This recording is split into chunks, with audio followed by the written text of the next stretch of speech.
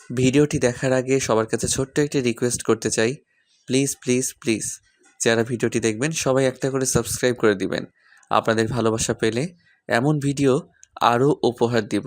ভিডিওগুলো বানাতে অনেক কষ্ট হয়, আমি জানি। ভিডিওটি অনেক মানুষই দেখবেন, প্লিজ একটা করে সাবস্ক্রাইব করে দিবেন। সবাইকে পুরো গল্পটি দেখার জন্য অনুরোধ রইল। আর যারা আমাকে ভালোবাসে তারা একটা করে লাইক করে দেখিয়ে দিবেন। Love you all. তো চলুন আজকের ভিডিওটি শুরু করা যাক।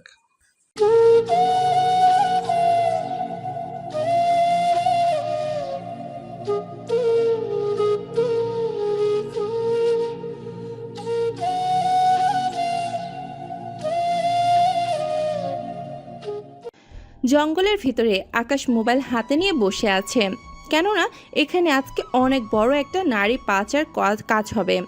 এই নারী পাচার কারা করেছে এই সব কিছু আকাশ ওর ক্যামেরায় লাইভ দেখাচ্ছে। তার সাথে পুলিশদেরও কল করে। ওনারা আসতে যত সময় লাগবে ততক্ষণে আকাশের কাজ হয়ে যাবে। এদিকে আকাশ সব কিছু লাইভ দেখাতে থাকে। তখনই আকাশ ধরা খেয়ে যায়, মানে কেউ একজন আকাশকে দেখে ফেলে। কে রে ওখানে? তাড়াতাড়ি বেরিয়ে আয়, নয়তো গুলি করে দেব। এদিকে আকাশ বের হচ্ছে না, কারণ বের হলে বিপদ হতে পারে, তাই বসে আছে পুলিশ আসার অপেক্ষায়। আমি আবারও বলছি, বেরিয়ে আয়। ওখান থেকে কেউ বের না হতেই রাজীব ইশারা দিতেই ওখান থেকে কয়েকজন লোক এসে জায়গাটা চেক করতে আসে। ওখানে আকাশ দেখে গুলি করতে থাকে। এইদিকে আকাশ তো প্রাণের ভয়ে পালাতে থাকে, তবে পেছনের দিকে নয়, সামনের দিকে, কারণ পুলিশ আসার আগেই ওরা গাড়ি চালিয়ে দেয়। তাই আকাশও ওর পায়ের কাছ থেকে বন্দুক বের করে ওদের উপর গুলি করতে থাকে। ওদের কয়েকজনকে আকাশ মেরে ফেলে গুলি করে, বাকিরা গাছের পাশে লুকিয়ে আছে। আকাশ গাড়ির চাকায় গুলি করে চাকা নষ্ট করে দেয়। এতে করে গাড়ির সামনে আর এগোতে পারবে না। আকাশ একে একে ওদের সবাইকে মেরে ফেলে। এরপর গাড়ির কাছে যাওয়ার আগে মোবাইল গাছে আটকে রাখে, যাতে করে সবাই লাইভ দেখে। আমি রিপোর্টার আকাশ, আপনারা দেখছেন RTV।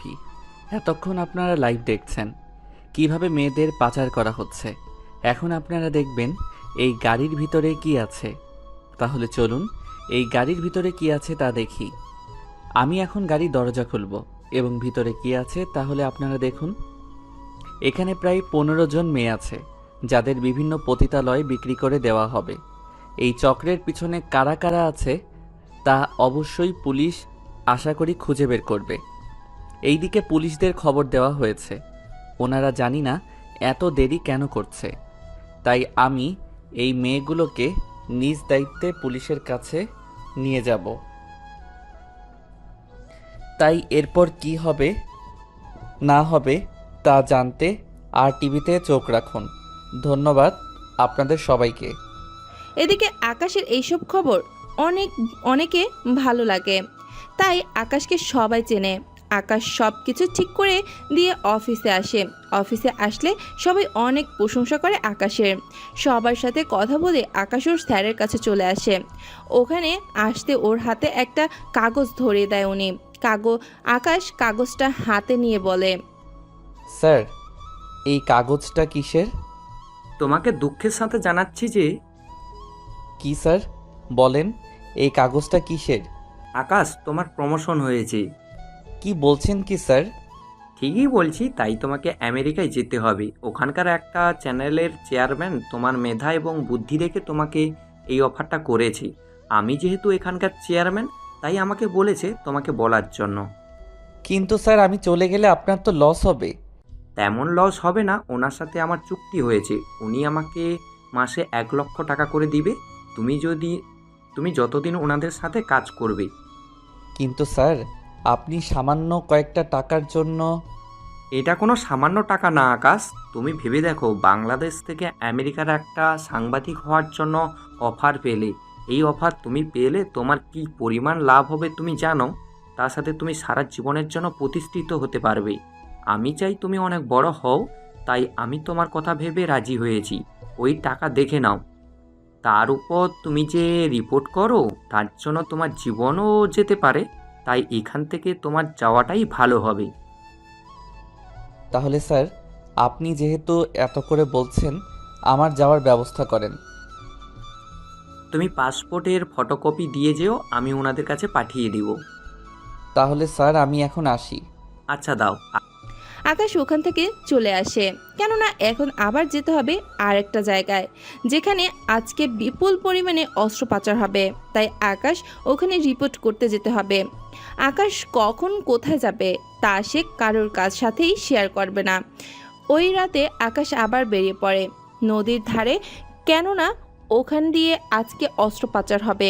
তাই আকাশ আগে থেকে সব কিছু রেডি করে নেয়, জায়গায় সব ক্যামেরা সেট করে নেয় যাতে করে খুব সহজেই আকাশ সব কিছু লাইভ দেখাতে পারে। এদিকে ওরা অস্ত্র এনে ঘাটে নামাচ্ছে, এদিকে সব কিছু লাইভ দেখাচ্ছে। কিছুক্ষণ পর ওদের কাছে কল আসে। ওরা কল পেয়ে জানতে পারে কেউ ওদের এই ঘটনাগুলো লাইভ দেখাচ্ছে। তাই ওরা বাক্স থেকে বন্দুক বের করে গুলি করতে থাকে। এভাবে ওদের গুলি করার জন্য কয়েকটা ক্যামেরা নষ্ট হয়ে যায়। এই গুলির ফলে ওরা সবাই ভয় পেয়ে যায়, কেননা ওদের গুলি করার জন্য আকাশের শরীরেও গুলি লাগতে পারে। তাই ওনাদের চিন্তা। তা দেখে বড় স্যার আকাশকে কল দেয়। আকাশ, তুমি ওখান থেকে তাড়াতাড়ি চলে আসো, এখানে অনেক বিপদ। না স্যার, এখানে পুলিশ আসা পর্যন্ত আমি এদের কোথাও যেতে দিব না। এই বলেই আকাশ লাইভ অফ করে দিয়ে ওদের সাথে যুদ্ধ করতে থাকে। ওদের সাথে আকাশের যুদ্ধ হতে থাকে। ওদের মধ্যে অনেকে মারা যায়, আবার অনেকে আহতও হয়। এদিকে ওরা আকাশকে প্রায় চারদিক থেকে ঘিরে ফেলেছে। এখন শুধু পুলিশ আসা পর্যন্ত আকাশ ওদের ব্যস্ত রাখতে হবে। কিছুক্ষণ পর পুলিশও এসে ওদের উপরে গুলি করতে থাকে। একে একে অনেক লোক মারা গেল, আবার অনেকে স্যারেন্ডার করার ভয়ে নিজে নিজে গুলি করে মরে যায়। যার কারণে পুলিশ যখন পর্যন্ত কাউকে জীবিত দেখতে পায়নি, ওদের সবাই মারা গেলে। ওয়েল ডান মিস্টার আকাশ, আপনি না থাকলে তো এতক্ষণ ওরা সব কিছু নিয়ে ফেলতো। এটাই তো আমার কাজ। কিন্তু আমরা এত চেষ্টা করে কোনো কিছুর ক্লু পাইনি। কিন্তু আপনি সব সময় সবার আগে ওখানে উপস্থিত থাকেন, তার উপর আবার আমাদের কল দিয়ে জানিয়ে দেন। একটা কথা বলুন তো, এই সব তথ্য আপনি কোথা থেকে পান? দেখুন, বর্তমানে আমার কথা চিন্তা না করে আপনি এইগুলো নিয়ে চলে যান। আমি এখন যাই।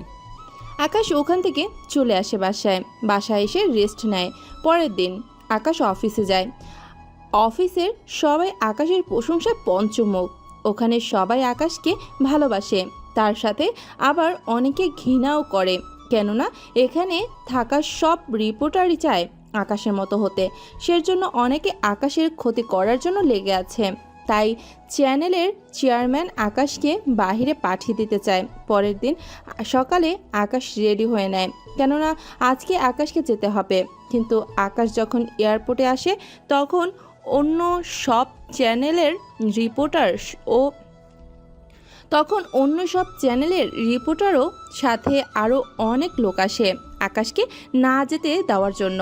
কিন্তু আকাশকে যেতে হবে, কেননা এখানে আকাশের অনেক বিপদ। তাই আকাশ ভেতরে ঢুকে প্লেনে গিয়ে বসে। এদিকে আকাশ কোনো দেশে যাবে, তার কোনো নির্দিষ্ট দেশ ওর টিকিট লেখা নেই। তাই আকাশ কোন দেশে যাবে তা কেউই জানে না। কিছু ঘন্টার পর আকাশ আমেরিকায় চলে আসে, কেননা ওখানেই আকাশকে নেওয়ার জন্য ওই চ্যানেলের চেয়ারম্যান নিজে আসে আকাশের সাথে দেখা করার জন্য এবং ওকে নিয়ে যাওয়ার জন্য। আমি রাশেদ চৌধুরী, এবি চ্যানেলের চেয়ারম্যান। আমি তোমাকে ডেকেছি, তাহলে চলো আমাদের অফিসটা তোমাকে একবার নিয়ে যাই। এরপর তুমি কয়েকদিন পর না হয় অফিসে জয়েন করতে পারবে। তাই হবে স্যার। এখন তাহলে গাড়িতে ওঠো। আকাশ গাড়িতে উঠলে ওরা নিয়ে চলে আসে ওদের চ্যানেলের অফিসে। কিছুক্ষণ পর আকাশ গাড়ি থেকে নেমে সামনে তাকিয়ে দেখে অনেক বড় চ্যানেলের কোম্পানি এটা। অনেকে ফুল দিয়ে দাঁড়িয়ে আছে আকাশকে বরণ করার জন্য, কেননা এই অফিসে সবাই এখন আকাশের ব্যাপারে জানে। তাই সবাই আকাশের সাথে কথা বলার জন্য দাঁড়িয়ে আছে। কিন্তু সবাইকে আশ্চর্য করে আকাশ নিজের মুখ ডেকে রেখেছে।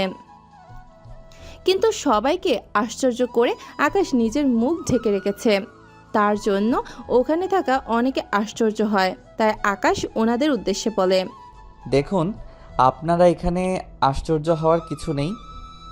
আমি সবসময় আমার পরিচয় এবং চেহারা দুটোই গোপন রেখে চলি, তাই এখানেও তাই করব।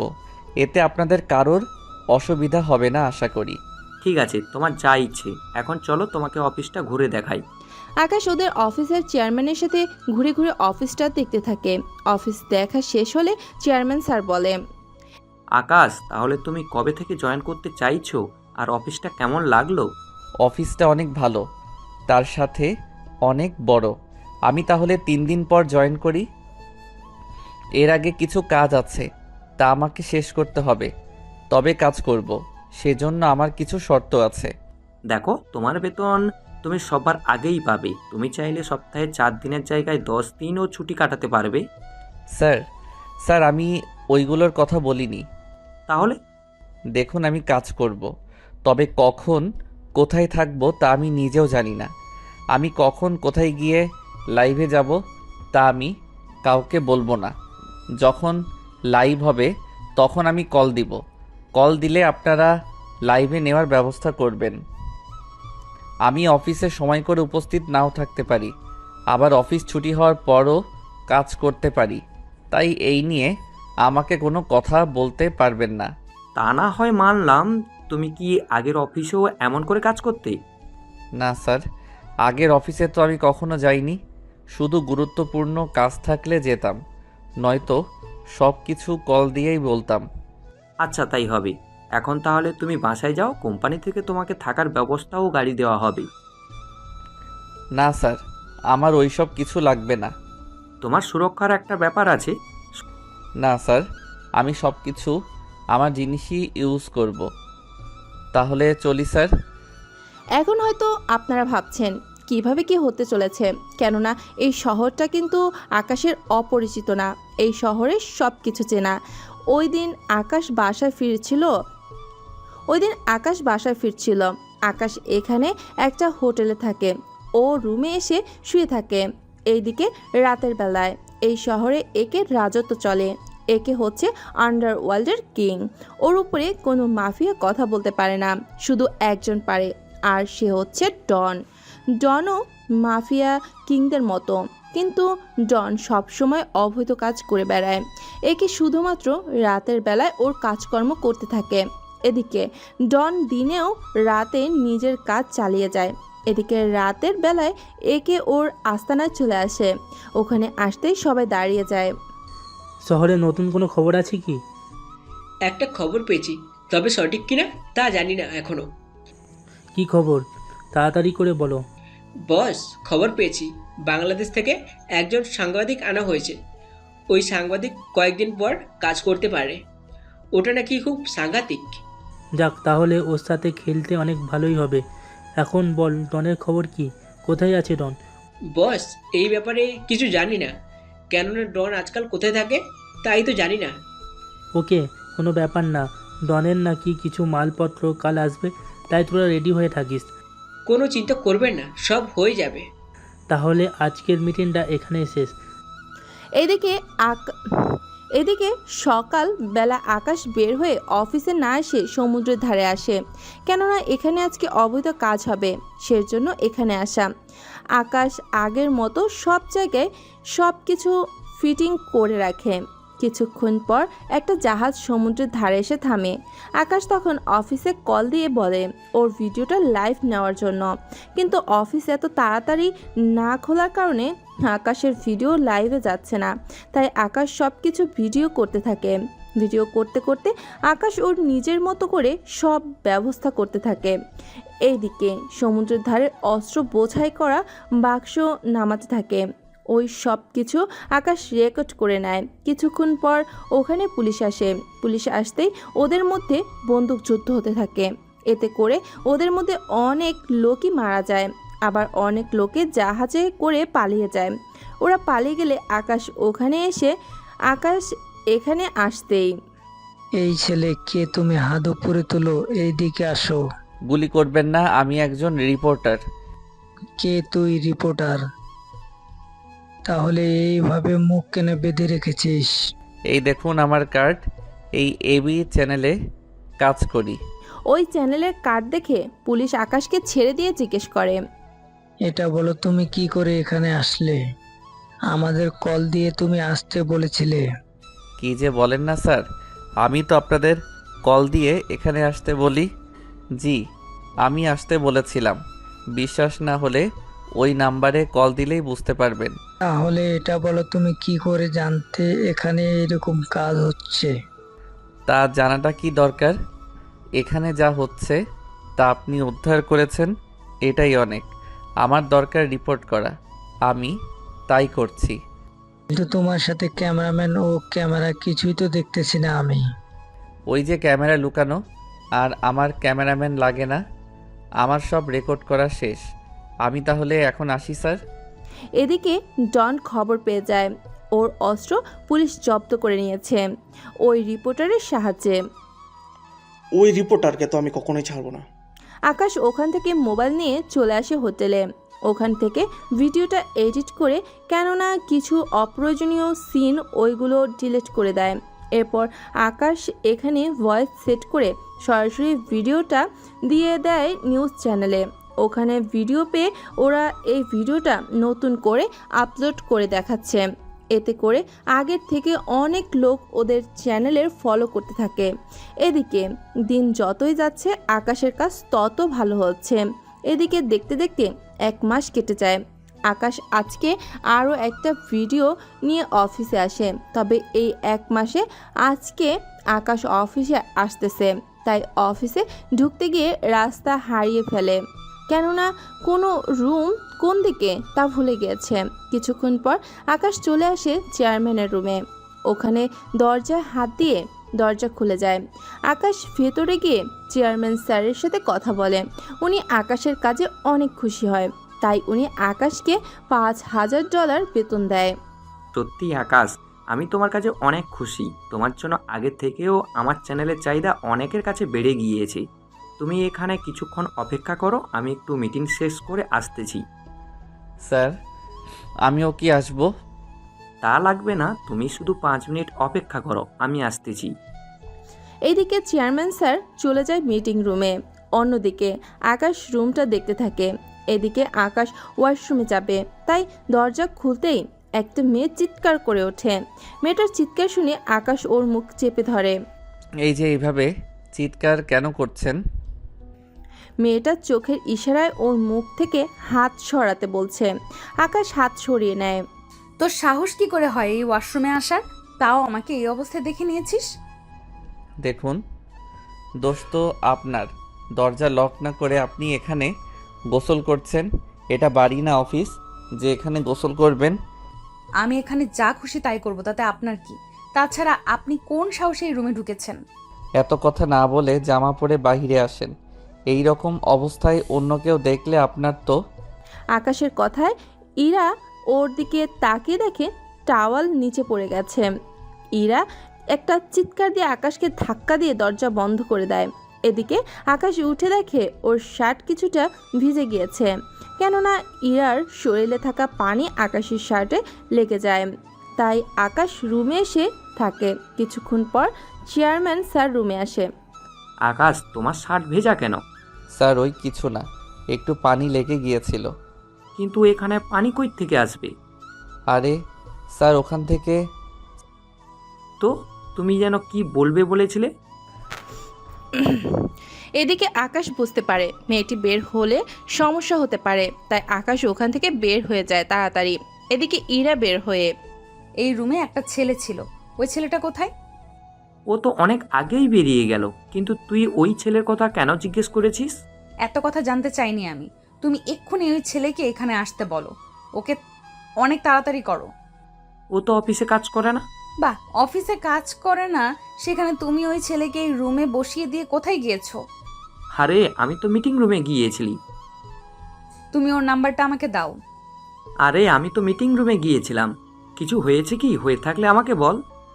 তুমি ওই ছেলেকে কল দিয়ে এই রুমে আসতে বলো। ইরার কথায় চেয়ারম্যান আকাশকে কল দিয়ে ওনার রুমে আসতে বলে। আকাশ নিচ থেকে আবারও উপরে উঠে ওনার রুমে আসে। স্যার চলেই তো যাচ্ছিলাম, তাহলে আবার কেন ডেকেছেন? আমি না, ও ডাকতে বলেছে। ইরার দিকে ইশারা করে। এদিকে আকাশ ইরার দিকে তাকিয়ে আছে। দেখে ইরা রাগে লুক নিয়ে তাকিয়ে আছে। দেখুন স্যার, আমার কোনো দোষ নেই। আমি যেই কথাটা বলার আগেই ইরা দৌড়ে এসে আকাশের মুখ চেপে ধরে। এই আপনি একদম চুপ থাকেন। আপনাকে কি আমি বলছি মুখ খুলতে? বলতে কি একটু লজ্জা করে না বাবা সামনে মেয়ের? ইরা, কি বলছিস তুই? আমি তো কিছুই বুঝতে পারছি না। আব্বু তার আগে বলো এই ছেলেটি কে? এই ছেলেটি আমাদের এখানে কাজ করে, তাও 1 মাস হয়েছে। কি 1 মাস ধরে আমাদের এখানে কাজ করে আর আমি ওকে এখন দেখছি? আসলে ও তো অফিসে আসে না, তাই তুই দেখিস না। কেন তুমি ওকে বেতন দিচ্ছ অথচ ও অফিসে আসে না? এটা ঠিক বুঝলাম না আব্বু। স্যার, আকাশ স্যার বলাতে ওনারা দুজনেই কথা বন্ধ করে দিয়ে আকাশের দিকে তাকায়। কি হয়েছে আপনার? আপনারা কথা বলেন, আমি না হয় যাচ্ছি। আপনি চুপ করে বসেন। আব্বু তুমি বাইরে যাও, ওনার সাথে আমার কথা আছে। ইরার আব্বু রাশেদ চৌধুরী রুম থেকে চলে যায়। উনি চলে যাওয়ার পর আচ্ছা, ওয়াশরুমের দরজা নক করে ঢুকতে হয়, তা কি আপনি জানেন না? ওয়াশরুমের দরজা বন্ধ করে গোসল করতে হয়, তা কি আপনি ভুলে গেছেন? এটা আমার আব্বুর অফিস, তার উপর এটা ওনার পার্সোনাল রুম।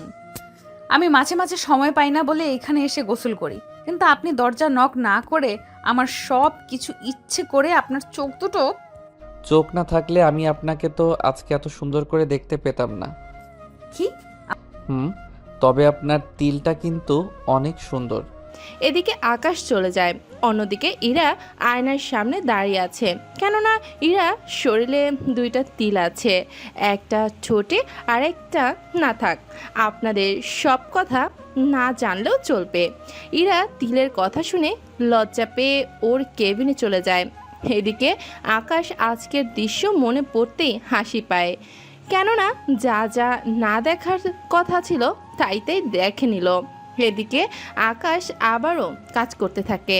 এদিকে ইরা ওর আব্বুর কাছে আসে। আব্বু একটা কথা ছিল।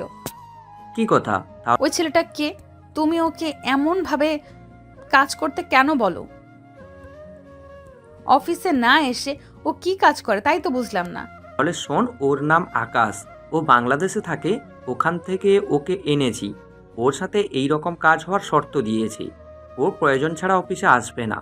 যাও যাও, আসলো আমার সব দেখে নিল। তারপরও নিজের মতো করে কাজ করে, তবে ছেলেটা অনেক ভালোই কাজ করে, তুই ভাবতেও পারবি না। তবে ওর কাজে অনেক রিস্ক আছে। আব্বু আমি ওই ছেলেটার সাথে কাজ করব। এ হয় না ইরা, ওই ছেলের সাথে থাকলে তোরও বিপদ হতে পারে। তাহলে ওই ছেলেটার কি হবে আব্বু? ওই ছেলেটার কাজই হচ্ছে এটা, তুই ওর সাথে থাকলে তোর বিপদ হতে পারে। দেখো, আমি এত কিছু জানতে চাই না।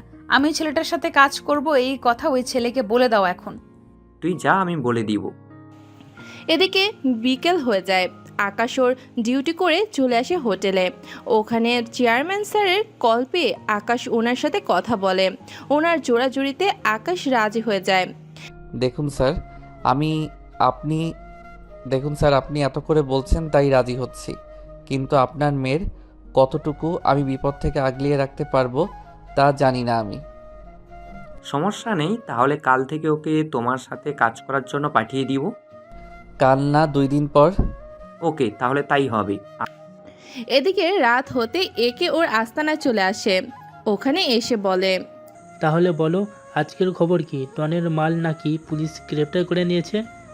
জি বস, ঠিকই শুনছেন। এই রিপোর্টার ভালো কাজ করেছে, কেননা ওর জন্যই ওই আর্মসগুলো ডনের কাছে পৌঁছায়নি, নয়তো ও আরও শক্তিশালী হয়ে যেত। কিন্তু বস, এই রিপোর্টার এই তথ্যগুলো পায় কোথা থেকে সেটাই বুঝতে পারছি না।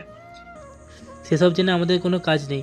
এখন কয়েকজনকে রেডি হতে বলো, আমরা এখনই মিশনে যাব। কি বলছেন এখনই? কোনো সমস্যা আছে কি? না বস, কিন্তু আপনি তো কখনো মিশনে যান না, তাই একটু আশ্চর্য হলাম। এখন তাহলে মিশনে যাওয়ার জন্য প্রস্তুত করো। তাই করছি বস।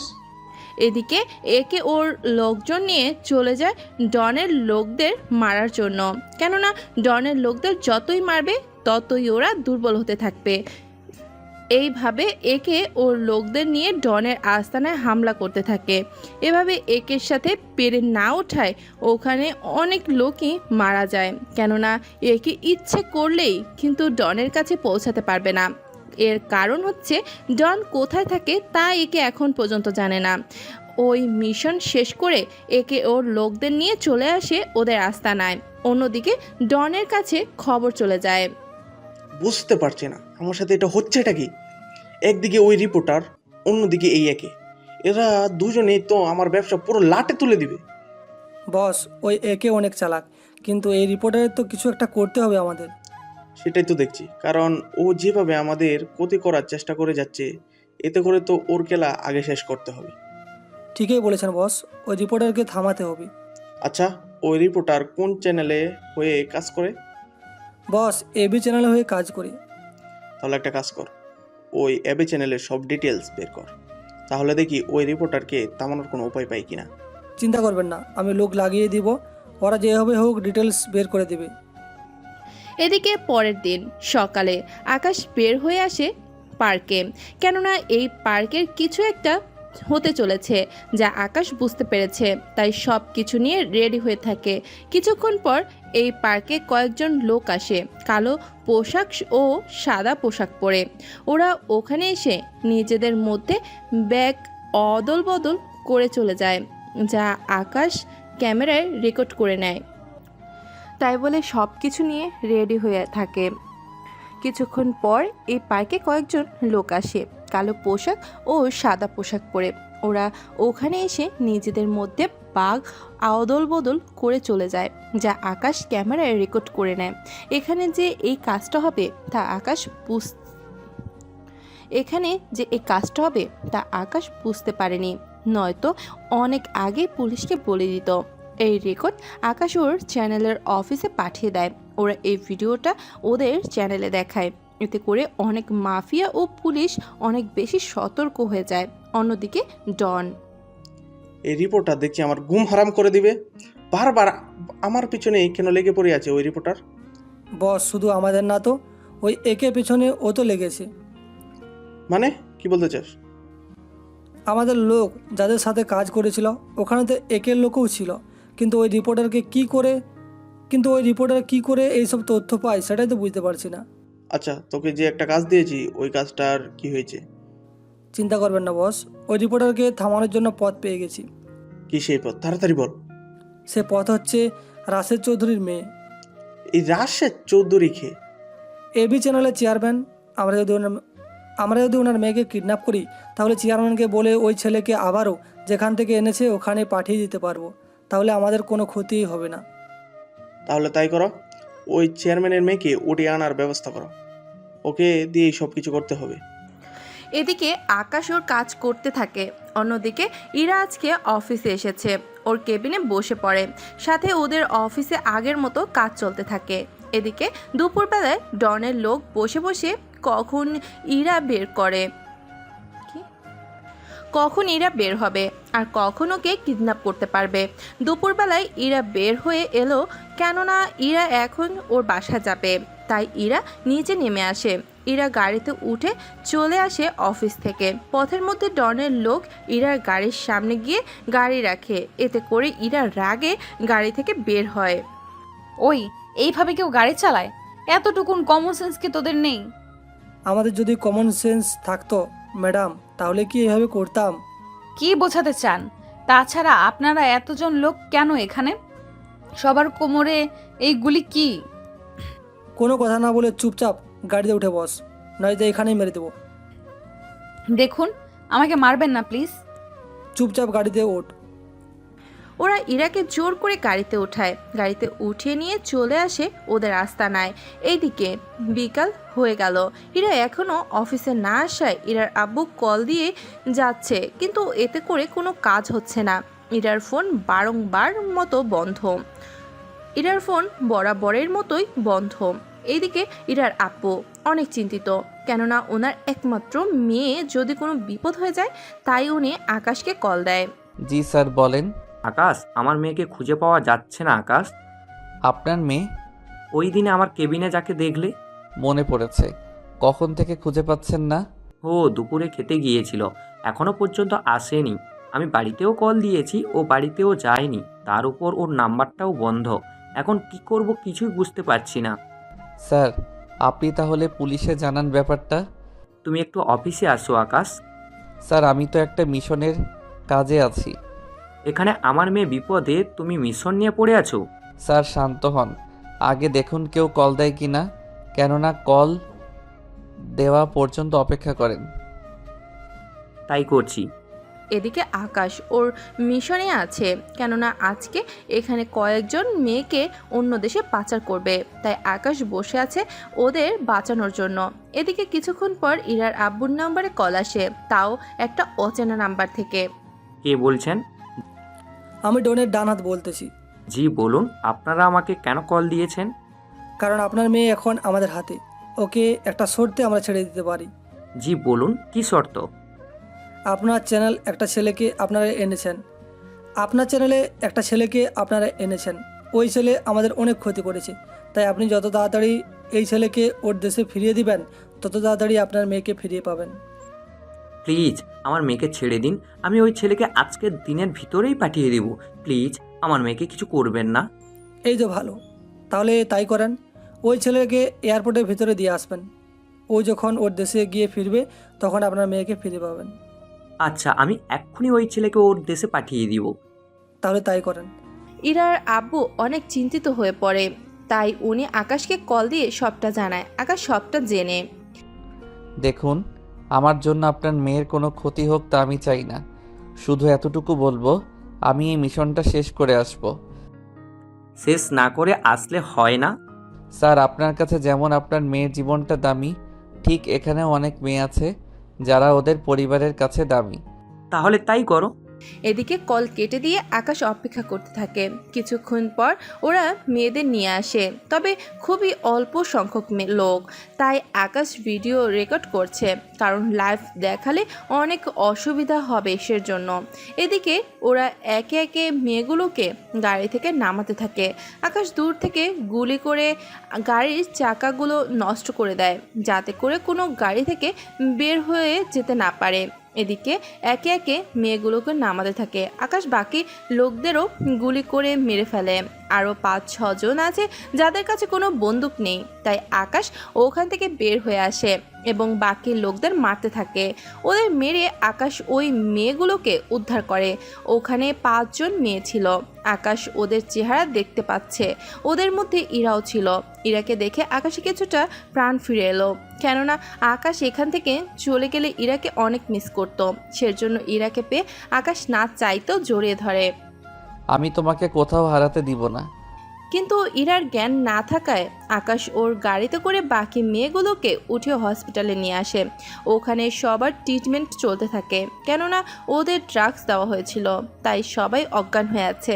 ডক্টর ইঞ্জেকশন দিতেই সবার জ্ঞান ফিরে আসে। ওদের জ্ঞান ফিরতেই ওরা আকাশের সামনে এসে জড়িয়ে ধরে মেয়েগুলো, সাথে আকাশকে ধন্যবাদও দেয়। এরপর ওই মেয়েগুলোকে পুলিশের কাছে দিয়ে দেওয়া হয়।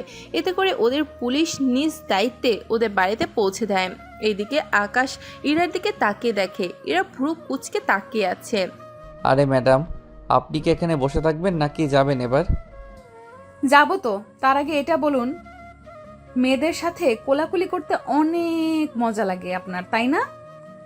বিশ্বাস করুন, আমি চাইনি এমন কিছু। ওরা যে এমনটা করবে তা তো আমি ভাবতেও পারিনি। তাহলে চলুন এবার বাসায় যাব, আব্বু অনেক চিন্তিত। আপনাকে তো কিছু দেওয়া হলো না। কি দিবেন? ওই মেয়েগুলো তো কোলাকুলির সাথে চুমুও দিয়েছে, তাই আমি ভাবছি স্পেশাল কিছু দিব। স্পেশাল বলতে? এইদিকে ইরা আকাশের কাছে এসে ওকে জড়িয়ে ধরে, সাথে আকাশের ঠোঁটে কিস করে। ইরা যে এমনটা করবে তা আকাশ কখনোই ভাবতে পারেনি। এটা ছিল স্পেশাল।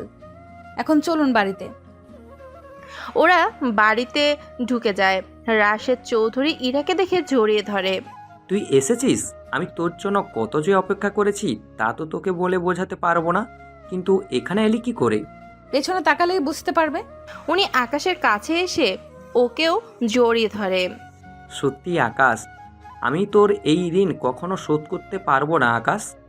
এটা আমার কর্তব্য ছিল। আমি আপনার মেয়েকে আপনার কাছে ফিরিয়ে দিয়েছি। এখন তাহলে আমি আমার দেশে ফিরে যাই। আপনার দেশে মানে? হ্যাঁ ইরা, যারা তোকে কিডন্যাপ করেছিল ওরা আমাকে বলেছিল ওকে যদি ওর দেশে ফিরিয়ে না দিই তাহলে তোকে আর ফিরিয়ে দিবে না। এখন তো আমি ফিরে এসেছি, তাই ওনাকে কোথাও যেতে দেব না। কিন্তু আমি থাকলে তো আপনার বিপদ হতে পারে, সেজন্য আমি চলে যাওয়াটা ভালো হবে। আপনাকে কোথাও যেতে দেব না। আজ অনেক রাত হয়েছে, আপনি আজকের রাতটা এখানেই থাকুন। বেশি প্রয়োজন হলে সকালে যেতে পারবেন। আকাশ, আমার মেয়ে যেহেতু এত করে বলছে তাহলে আজকের রাতটা থেকে যাও। ঠিক আছে স্যার। আকাশ এখানে থাকবে শুনে ইরার মুখে হাসি ফোটে। ইরা আকাশকে একটা রুমে নিয়ে যায়। ওখানে রুমটা নিয়ে হাত গুছিয়ে দেয়। রুম কি আপনি গোছান সব সময়? না, কাজের লোক আছে। তাহলে এখন যে আপনি, এটা কোনো ব্যাপার না, আপনার জন্য তো এটুকুন করাই যায়। তা চলেন, তা বলেন। আচ্ছা, আপনি এতক্ষণ ফ্রেশ হয়ে আসেন। আচ্ছা, আপনি ততক্ষণে ফ্রেশ হয়ে আসেন, আমি খাবার নিয়ে আসতেছি। আপনি ফ্রেশ হতে হতে আমি চলে আসব। এইদিকে ইরা খাবার আনার জন্য নিচে যায়। আকাশও ফ্রেশ হতে যায়। কিছুক্ষণ পর ইরা খাবার নিয়ে আসে। আকাশ খাবার খেতে হাতটা বাড়াতেই দেখতে পায় ওর হাতে ব্যান্ডেজ, কেননা তখন মারামারি করার সময় কেটে গিয়েছিল। এই নিন, খান। আপনাকে এত কষ্ট করতে হবে না, নিন প্লেটটা আমার কাছে দিন। প্লেট ওর কাছে নিয়ে আসে। আকাশ খাটে হেলান দিয়ে বসে আছে, এরা ওর সামনে বসে আছে। এরা খাবার তুলে আকাশকে খাইয়ে দিচ্ছে, কিন্তু আকাশ খাচ্ছে না। কি ব্যাপার, খাচ্ছেন না কেন? আপনার হাতটা কি সুন্দর না যে খেতে, আমার হাতটা কি সুন্দর না যে খেতে ইচ্ছে করছে না? কোনটা? তাহলে আপনার হাত ঠিক হওয়া পর্যন্ত এইখানেই থাকবেন। আমি আপনার হাত ভালো হয়ে যাওয়া পর্যন্ত আপনাকে এইভাবেই খাইয়ে দিব। তাই কোনো কথা না বলে খেতে থাকেন, চিন্তা করবেন না, আমি নিজেও খেয়ে নেব। এইদিকে ইরার আব্বু ওদের মাঝে হওয়ার সব কথা শুনে ফেলে। উনি তখন কিছু বলেননি। এইদিকে ইরা আজকে খাইয়ে দেয়, সাথে নিজেও খেয়ে নেয়। খাওয়া শেষ হলে আকাশকে শুয়ে দিয়ে ইরা চলে যায় ওর রুমে। এই ডন তো রেগে পুরাই আগুন। ভেবেছিলাম একটা, কিন্তু এখন হয়ে গেল আরেকটা। সেটাই তো ভাবছি বস, কি করে কি হয়ে গেল কিছুই বুঝতে পারছি না। কি চাইলাম আর কি হয়ে গেল। তাই তো ভাবছি, ছেলেটাকে যতটা সাংঘাতিক ভেবেছি এই তো দেখি তার থেকেও সাংঘাতিক। বস এখন কি করব? ওই রিপোর্টার তো কাউকে ছাড় দিচ্ছে না। তাহলে ওই ছেলের দুর্বল জায়গায় আমাদের হামলা করতে হবে। তাই খবর নে কোথায় ওর দুর্বল জায়গা। ঠিক আছে বস, তাহলে তাই করছি। এদিকে পরের দিন আকাশ ঘুম থেকে উঠে ওয়াশরুমে চলে যায়। ফ্রেশ হয়ে এসে দেখে ইরা নাস্তা নিয়ে এসে বসে আছে। এতক্ষণ লাগে আসতে? আমি সে কখন থেকে বসে আছি। হাতের জন্য একটু তো সময় লাগে। নিন, এখানে বসুন, আমি আপনাকে খাইয়ে দিব। সরি, আকাশ কোনো উপায় না পেয়ে বসে পড়ে। ইরা নিজেও খাচ্ছে, আবার আকাশকেও খাইয়ে দিচ্ছে। এভাবে দুদিন কেটে যায়। এখন ইরা আকাশের প্রতিও আকাশ ইরার প্রতি দুজনেই অনেক দুর্বল হয়ে যায়। এই কয়েকদিনে ইরার আব্বু অনেক কিছু লক্ষ্য করে। উনি শুধুমাত্র আকাশের যাওয়ার অপেক্ষায় আছে, কেননা আকাশ হোটেলে চলে গেলেই উনি ইরার সাথে কথা বলবে সেজন্য। এদিকে 3 দিনের দিন আকাশ সুস্থ হয়ে গেলে আকাশ হোটেলে চলে যায়। ওখানে আকাশ ইরার সাথে কাটানো মুহূর্তগুলো মনে করতে থাকে। এদিকে ইরা ওর আব্বুর সাথে অফিসে আসে। ইরার আব্বু ইরাকে ওনার কেবিনে আনে। ইরা, তোকে একটা কথা জিজ্ঞেস করব। কি কথা আব্বু? তুই কি আকাশকে পছন্দ করিস? হঠাৎ এই প্রশ্ন? ভালোবাসিস কিনা তা তো বল। কিছুটা তো বাসি। কিন্তু ইরা, তুই কি ভুলে গেছিস ওই ছেলেটা কত সাংঘাতিক কাজ করে বেড়ায়? এতে করে ওকে বিয়ে করলে তোর জীবনটা না নষ্ট হয়ে যায়, তার জন্য আমার চিন্তা হয়। আমি যদিও বিপদে পড়ি, ও আছে আমাকে বাঁচানোর জন্য। তাছাড়া ও আমাকে ভালোবাসে কিনা তা তো জানি না। যদি ভালোবাসে তাহলে আমি ওকেই বিয়ে করব। তবে তুমি কিন্তু ওর সাথে এই নিয়ে কোনো কথা বলতে পারবে না যে আমাকে ভুলে যেতে, ঠিক আছে তো? আচ্ছা, বলবো না। তুই তো ওর সাথে কাজ করতে চেয়েছিলি। হ্যাঁ, তা তো করতে চেয়েছি, কিন্তু সে কোথায় দেখতেই তো পাচ্ছি না। তাহলে আমি ওকে অফিসে আসতে বলি, তাহলে না হয় তুই ওর সাথে বেরিয়ে যেতে পারবি। আব্বু, তুমি তাইলে তাই করো। এদিকে ইরার আব্বু ওকে কল দিয়ে আসতে বলে। আকাশ অফিসে আসার পর ইরাকে পাঠিয়ে দেয় আকাশের সাথে। ইরাও আকাশ একটা গাড়িতে বসে আছে। ইরা শুধু ভাবছে এত দামি গাড়ি ওর কাছে কি করে আসবে। কিছুক্ষণ পর ওর একটা জঙ্গলে চলে আসে। তবে ইরা একটু ভয় পাচ্ছে না, তাই আকাশ কিছুটা অবাক হয়। কি হলো, আপনার ভয় করছে না? ভয় কেন করবে? আর আমাকে আপনি না করে তুমি করে বলবে। আচ্ছা, বলবো। এখন আমার সাথে চলো, ভিতরে যেতে হবে। আমাকে একা পেয়ে ফায়দা তুলবেন নাকি? কি, মাথা ঠিক আছে? তা ভরসা না করতে পারলে আমার সাথে এসেছেন কেন? তাহলে একটা কাজ করি, আমরা এখনই বিয়ে করে ফেলি, তখন যা খুশি করেন, কোনো আপত্তি থাকবে না। বুদ্ধিটা কেমন দিলাম? তোমাকে মানসিক হসপিটালে নিতে হবে, আর না হয় তুমি এখানে থাকো, আমি ভিতরে যাচ্ছি। আসলে আসলে অনেক লেট হবে, গাড়ির ভিতরে গিয়ে অপেক্ষা করো। না থাক, আপনার সাথেই আসবো। তা আমি যদি উল্টাপাল্টা করে বসি তখন? করলে কি করব? যা চাইবেন দিয়ে দেব, কোনো কিছু তো না করব না। দরকার হলে আমি নিজে সবকিছু খুলে। কথাটা শেষ করার আগেই ইরার গালে একটা থাপ্পড় দেয়। এতে ইরা কান্না করতে থাকে। আকাশ অনেক কিছু বুঝিয়ে কান্না থামায়। একদম চুপ, আশেপাশে কেউ শুনবে, তাই কান্না না করে আমার সাথে আসবে। আমি ওরকম ছেলে না যে মেয়েদের অসহায়ত্বের সুযোগ নিব, তাই কথা না বলে আসো আমার সাথে। কিন্তু যদিও আকাশ শুনেছে, কেননা কিছু কিছু গালে অনেক জোরেই মুখ ফসকে বেরিয়ে যেত। ওরা একটা ছোট কুয়োর পাশে এসে থামে, কেননা এই কুয়োটা আকাশের কাছে রহস্যময় মনে হচ্ছে। তাই আকাশ ইরাকে নিয়ে এই কুয়োর থেকে দূরে শুয়ে আছে। ইরাকে নিয়ে ওরা দুজনেই পাশাপাশি শুয়ে আছে। এদিকে ইরা তো আকাশের দিকে তাকিয়ে আছে, আর আকাশ কুয়োর দিকে। এভাবে 20 মিনিট পর কুয়োর ভেতর থেকে কিছু একটা বের হয়, ঘরের মতো। ওখান থেকে কয়েকজন মানুষ বের হয়। ওরা বের হলে উপর থেকে একটা দড়ি আসে। ওরা দড়ি বেয়ে হেলিকপ্টারে উঠে যায়, যা আকাশ রেকর্ড করে নেয়। ওরা চলে যেতেই ঘরটা আবারও ভেতরে তলিয়ে যায়। এদিকে আকাশ ইরাকে নিয়ে ওখান থেকে চলে আসে, কেননা ওখানে ঢোকার কোনো রাস্তা নেই। সেজন্য ভিতরে কিভাবে যাবে তাও জানে না। গেলেও ওদের সাথে আকাশ একটা মোকাবেলা করতে পারবে না। তাই ওখান থেকে এসে গাড়িতে বসে এবং এই ভিডিওটা পাঠিয়ে দেয় অফিসে। এদিকে ইরা দিনে আকাশের সাথে থাকে। এতে করে আকাশকে অনেক ভালো করে জানতে পারে। একটা কথা বলবো? কি কথা? তোমার কি কোনো জিএফ আছে, অথবা আগে কি কখনো ছিল? কাজের কথা থাকলে বলেন, এইসব কথা বলে কি করবেন? না, আসলে এমনি জানতে চেয়েছি। তাহলে চুপচাপ বসে থাকেন। আমি এখন হোটেলে যাব, তাই আপনাকে বাসায় নামিয়ে দিয়ে আমি যাব। আচ্ছা, দুইজন একসাথে হোটেলে যাই। ইরার জোড়াজোড়ি করাতে আকাশকে নিয়ে চলে আসে হোটেলে। ইরা রুমে ঢুকে দেখে সব রকমের হাতিয়ার এখানে, সবগুলো কেমন যেন। এত ভালো করে না তাকিয়ে চলেন, আমার হয়ে গেছে। এত তাড়াতাড়ি? ওরা ওখান থেকে বের হয়ে একটা রেস্টুরেন্টে এসে খাবার খেয়ে বেরিয়ে পড়ে। এদিকে ওরা খাবার খেয়ে বেরিয়ে যায়। কিছু দূর এসে দেখে কয়েকজন লোক ওদের ফলো করছে। এখন আকাশ কি করবে বুঝতে পারছে না, তাই গাড়ি জোরে চালাতে থাকে। ওরা একটা ফাঁকা জায়গায় চলে আসে। ওখানে এসে হীরাকে নিয়ে বের হয়ে আসে। এখানে লুকিয়ে থাকবেন, যাই হয়ে যাক না কেন। আমি যতক্ষণ পর্যন্ত আসতে না বলবো ততক্ষণ পর্যন্ত কিন্তু বের হবে না। কিন্তু তুমি কোথায় যাচ্ছ? এখন এইগুলো ভাবার সময় নেই। এই পোশাকটা পরে থাকেন, তাহলে গুলিতে সমস্যা হবে না। আকাশ ওখান থেকে আসলে একের লোক আকাশের উপর হামলা করতে থাকে। এদিকে আকাশ গাড়ির কাছে আসে এবং গাড়ি থেকে সব অত্যাধুনিক সব অস্ত্র বের করে পাল্টা আক্রমণ করতে থাকে।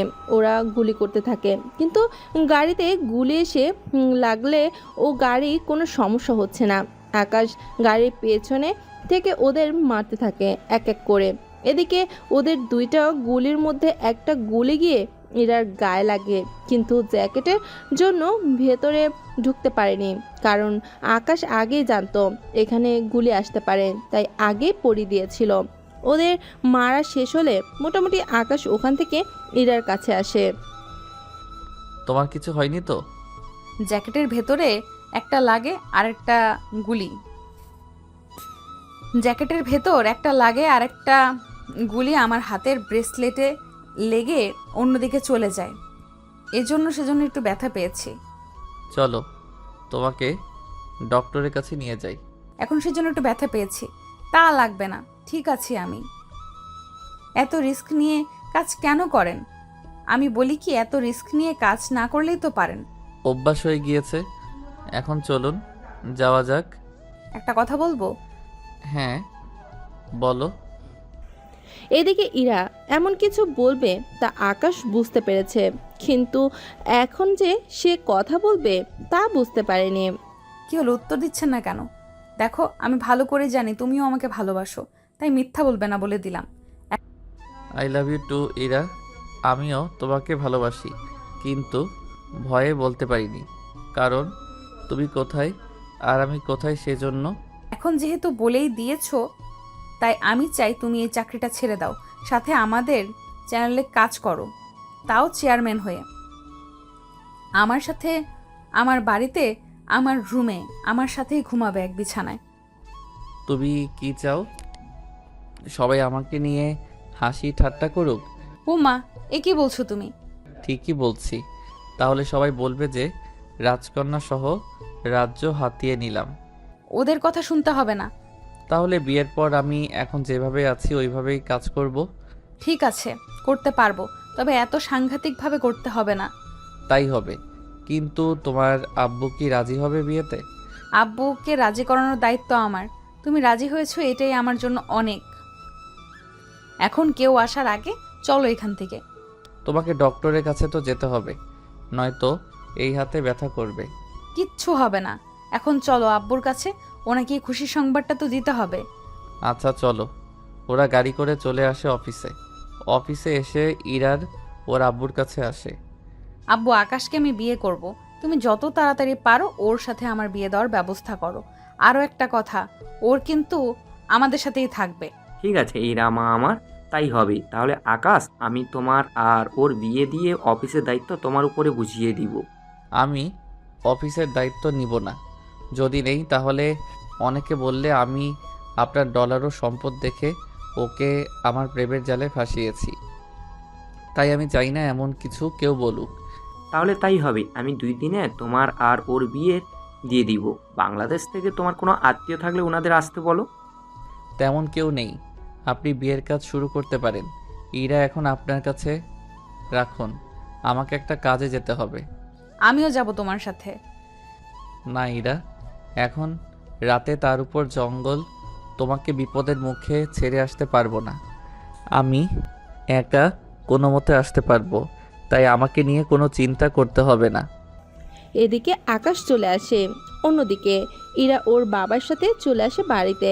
ওনার বিয়ে সেজন্য উনি সব কিছু অ্যারেঞ্জ করতে থাকে। এদিকে রাতে আকাশ চলে যায়। অন্যদিকে একে ওর লোকজন নিয়ে বেরিয়ে যায়, কেননা এই শহরে কিছু লোক আছে যারা একের লোকের মতো ঘুরে বেড়ায়। তাই একে এখন ওই সব লোকদের নিজ হাতে শাস্তি দিবে, কেননা ওদের জন্য একের নাম খারাপ হচ্ছে। এদিকে একে ওনার কাজ শেষ করে। অন্যদিকে আকাশ জঙ্গলের ভিতর বসে আছে, কেননা এখন এখানে অনেক বড় একটা মাংলিংকের কাজ চলবে। তাই আকাশ ভিডিও লাইভ নিতে পারবে না, কারণ এত রাতে অফিসে কোনো লোক থাকে না। তাই আকাশ ওর নিজের মাধ্যমে ভিডিওটা লাইভে নেওয়ার চেষ্টা করে, যাতে করে লোকজন তার সরাসরি দেখতে পায়। এদিকে আজকে ডন ওর লোকদের সাথে ডিল করবে কি করে,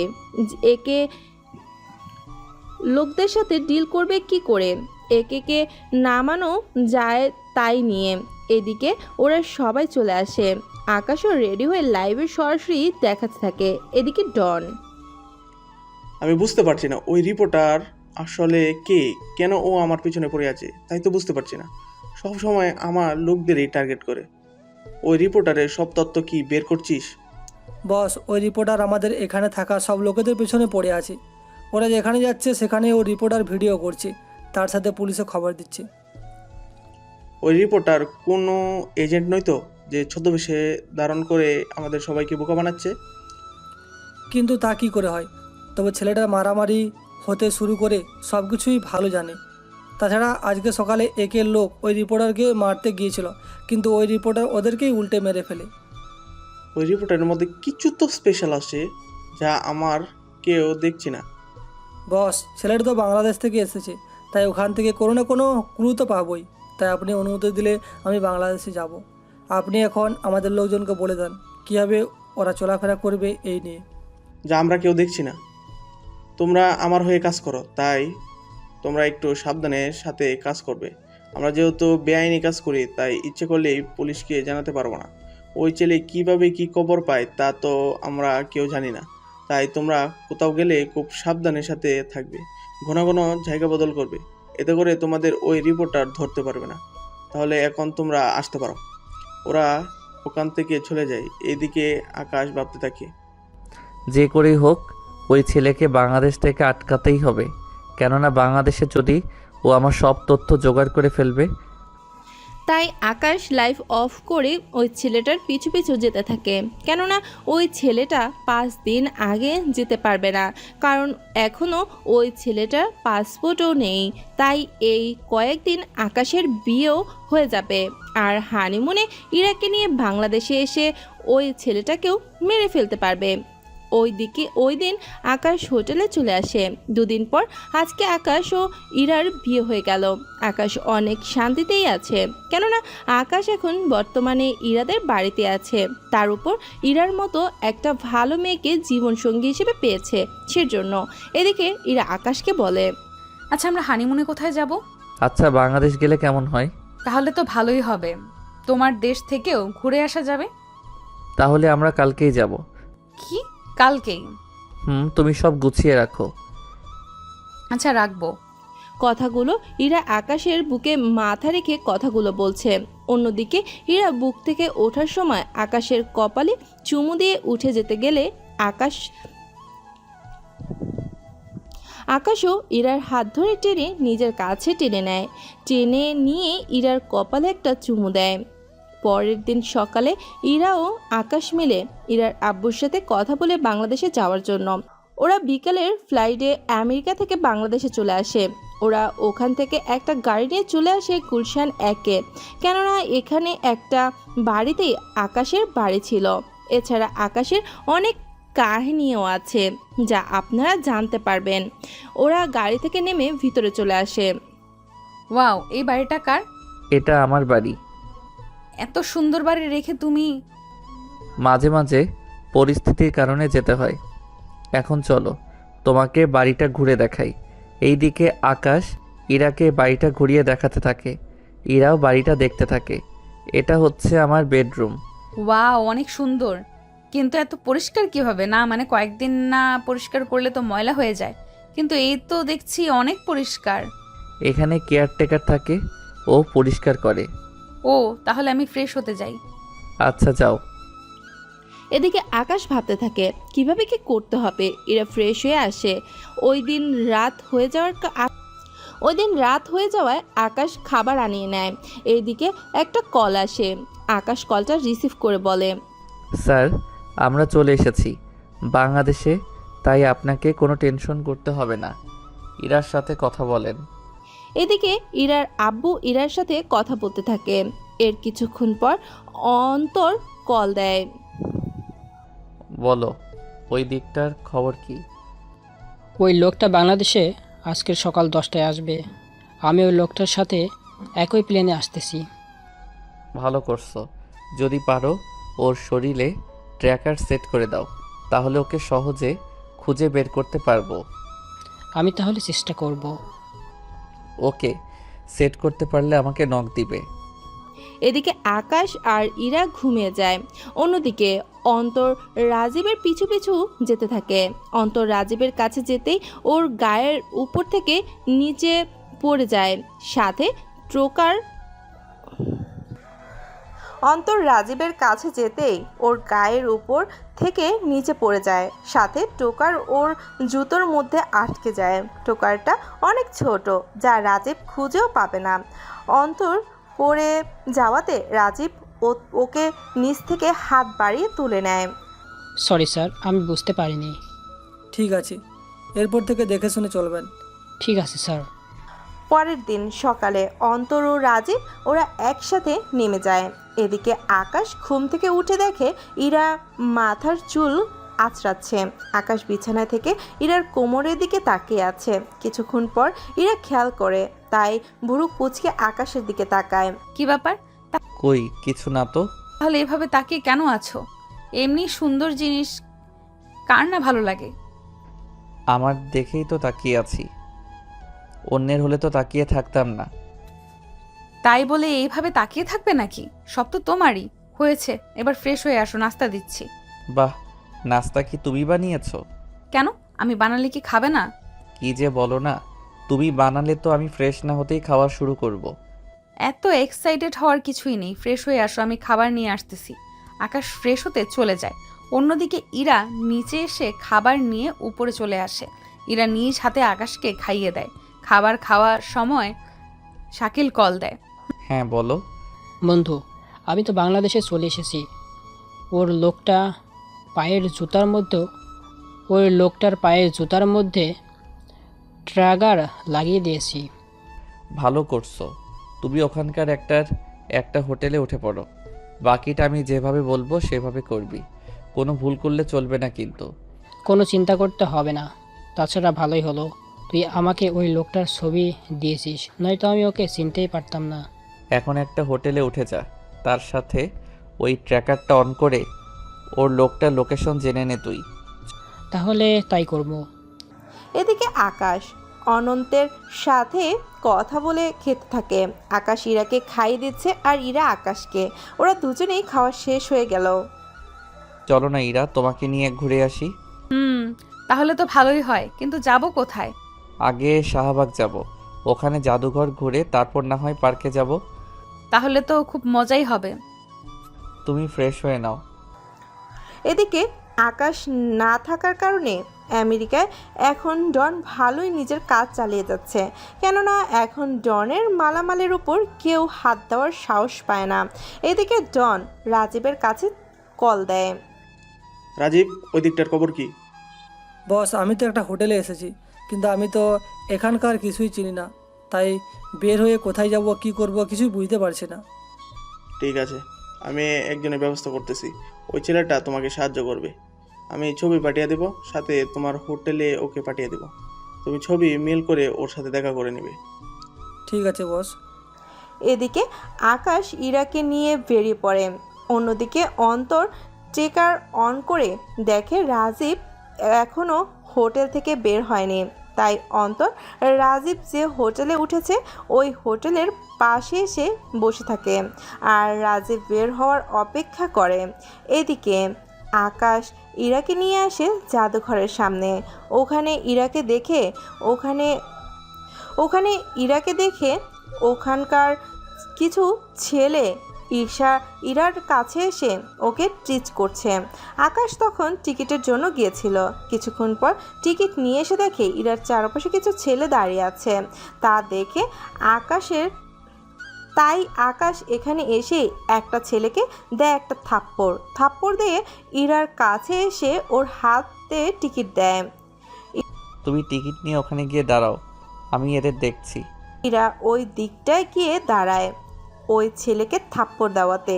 ওর বাকি লোকগুলো আসে আকাশকে মারার জন্য। আকাশ ওদেরকে এক এক করে মারতে থাকে। ওদের মেরে প্রায় অবস্থা খারাপ করে দেয়। 3 মিনিটে ওখানে পুলিশ চলে আসে। পুলিশ এসে আকাশকে দেখে চিনতে পারে। আরে স্যার, আপনি এখানে কবে এসেছেন? আমি এসেছি 2 দিন হলো। এসেছি আমার বউকে নিয়ে, ভেবেছি ওকে এখান থেকে ঘুরিয়ে নিয়ে যাই, কিন্তু এই ছেলেগুলো তা করতে দিল না, তাই ওদের। বুঝতে পারছি। সেন্টি ওদের নিয়ে থানায় চলে যাও। আর স্যার, ম্যাডাম কি বাংলাদেশে না আমেরিকার? ও তো আমেরিকার, কিন্তু কেন? স্যার, আপনি তো জানেন না, অন্য দেশ থেকে পাসপোর্ট সাথে করে নিয়ে ঘুরতে হয়। তো ম্যাডামের পাসপোর্ট কি আছে নাকি বাসায় রেখে এসেছেন? পাসপোর্ট তো বাসায়। এখন স্যার, আপনার জন্য আর চেক করলাম না, কিন্তু পরের বার ওনার পাসপোর্ট নিয়ে বের হবেন। বুঝতেই তো পারছেন আপনি। তা নিয়ে তোমাকে চিন্তা করতে হবে না। তাহলে এবার আমি ভিতরে যাই। ঠিক আছে, যান স্যার আপনি। এদিকে আকাশ ইরাকে নিয়ে ভেতরে যায়। ভেতরে পুরো জাদুঘর ঘুরে দেখাতে থাকে। ঘোরা শেষ হলে আকাশ ইরার অনেকগুলো ছবি তুলে রাখে। ওখান থেকে কিছু ছবি ইরার আব্বুকে পাঠিয়ে দেয়, কারণ আকাশ ওনার মেয়েকে এখানে এসে এই শহরটা ঘুরে দেখাচ্ছে নাকি কাজ করাচ্ছে তা তো দেখাতে হবে। উনি ছবিগুলো দেখে অনেক খুশি হয়, কেননা আকাশ ওনার মেয়েকে খুশিতে রেখেছে সেজন্য। ওরা জাদুঘর দেখা শেষ করে চলে আসে রমনা পার্কে। তবে পার্কে ঢোকার আগেই ওরা দুপুরের খাবার খেয়ে নেয়। খাবার খাওয়া শেষ করে ওরা পার্কে ঢুকে যায়।